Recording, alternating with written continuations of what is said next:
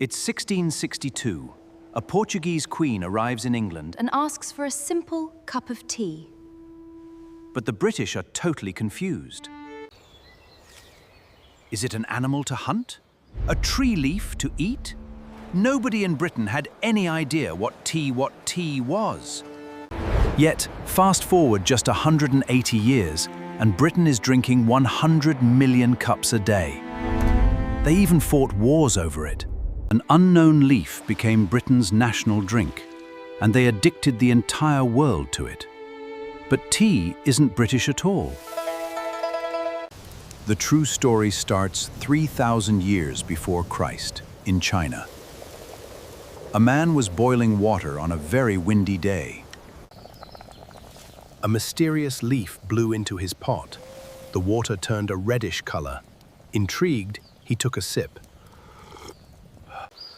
Refreshing, he thought. Tea was born. It actually started as a Chinese natural medicine to purify the body and aid digestion. Buddhist monks eventually took this medicine to Japan. Then, Portuguese and Dutch merchants arrived in China seeking spices and silk. Chinese merchants introduced them to tea. It was brought to Europe, becoming an insanely expensive luxury exclusively for elite women. The British East India Company copied this. Elite British women started gathering to brew this expensive leaf, inventing the modern tea party.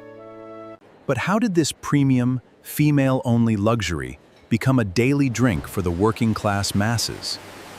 The answer lies in factories. Working men drank coffee, which took too long to make, or beer, which made them drunk and ruined factory productivity. Factory owners needed a solution. They noticed that hot tea mixed with sugar gave a massive, cheap energy boost. Factory men started drinking it.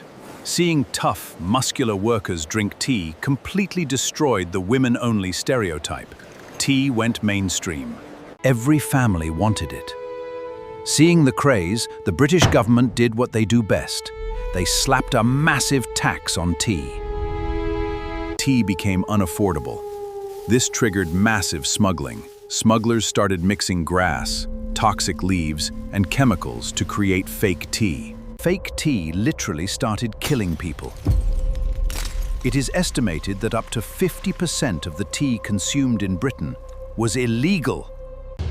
Meanwhile, a global crisis was brewing. China held a total monopoly on tea, and they demanded pure silver as payment, not goods. The British East India Company refused to drain their silver reserves.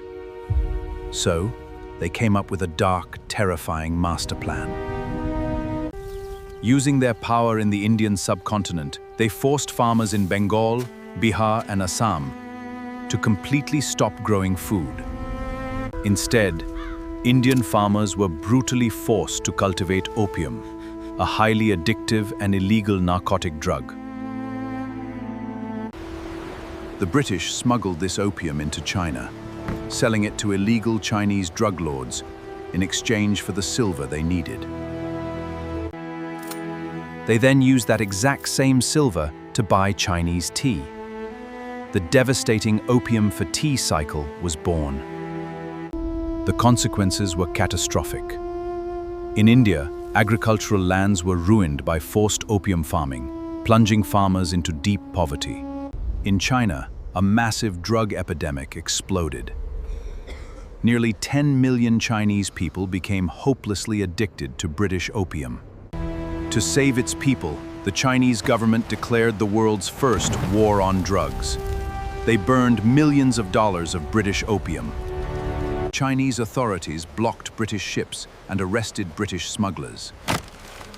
They simply wanted to stop the illegal drug trade. Britain's response? Absolute outrage.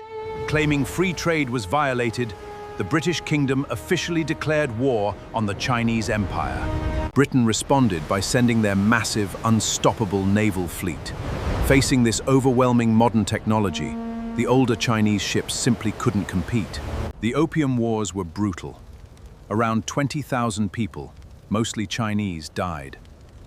Britain easily won the war and forced a treaty. As their ultimate prize, the British occupied Hong Kong, opening its ports to flood mainland China with even more opium. But Britain still had a massive problem. Despite winning the war, they still relied entirely on China for the actual tea plants. Enter Robert Fortune, a botanist and British spy. He was sent on a highly classified, dangerous mission deep into China. His mission? To learn the hidden methods of tea cultivation and carefully collect the precious plants, to grow them in British territories. Blending in with the locals, he successfully explored the legendary tea mountains and safely gathered the rare seeds that would soon change the world. He didn't just bring back the plants. He successfully recruited experienced Chinese tea masters to travel across the ocean with him. The British took these newly acquired plants and the experts directly to the hilly regions of Assam in India and Ceylon. The experiment worked perfectly. This was the first time tea was successfully grown outside of China. The great monopoly was finally broken! Today, when you hear about world-famous Assam or Shillong tea, remember, it all started from this daring and highly secretive British operation. Just take a moment to think about it. A simple, natural leaf that doesn't even intoxicate you changed the entire world. Because of this one drink, countless farmers lost their livelihoods, massive agricultural lands were changed forever, and history took a tragic turn. The mighty Chinese Qing dynasty began to fall, while India accidentally became a massive global agricultural hub for tea. The geopolitical map changed forever.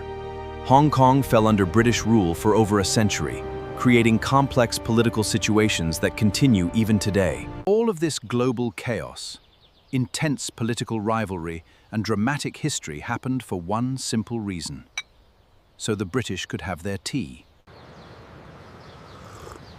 Unbelievable history that most of us completely ignore while peacefully sipping our morning brew.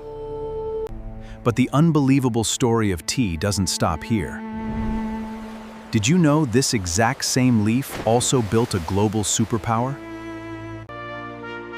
That's right! The independence of the United States of America was actually triggered by a massive political dispute over tea.